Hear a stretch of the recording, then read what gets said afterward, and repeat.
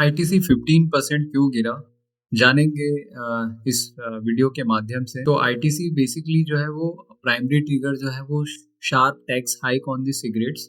तो GST on cigarettes increase from 28% to 40% from the Feb 1 जो है फेबररी 1 तारीख से जो है वो 28 से 40% बढ़ गया। Additional cess and excess duty introduced ranges from 2000 to 8500 पर जो है वो 1000 स्टिक्स जो है वो, ठीक है।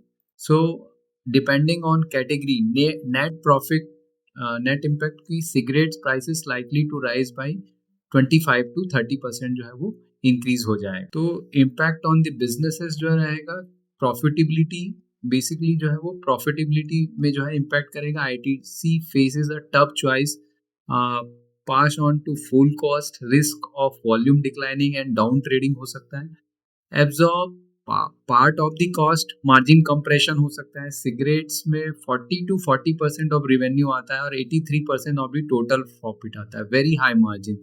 तो expected hit to overall profitability by 10 to 15% जो है वो हिट कर जाएगा टोटल जो प्रॉफिटेबिलिटी है। जो stock market reaction and pricing in effect, stock corrected sharply over last two trading sessions. Market believes most of the earning damage is already priced in. Valuation comfort, post correction जो है वो PE multiples now at the June 2020 levels हैं. Trading below long term median valuations. Dividend जो yield है वो greater than 4% है, offering the downside support.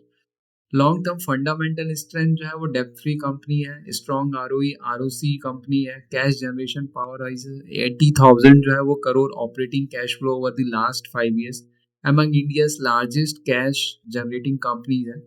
Strategic diversification to reduce the tobacco risk जो है, एफएमसीजी एक्सपेंशन है, हेल्थ न्यूट्रिशंस जो है वो एंड कन्वीनियंस फूड हो गया, stronger D2C and digital distributions.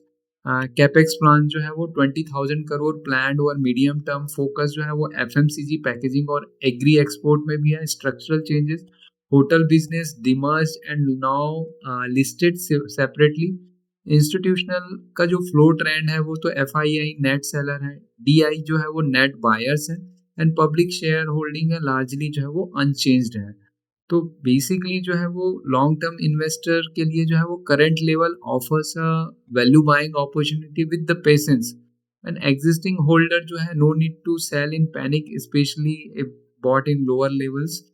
Short term traders के लिए जो है एक रेंज बाउंड मोमेंट रहेगा।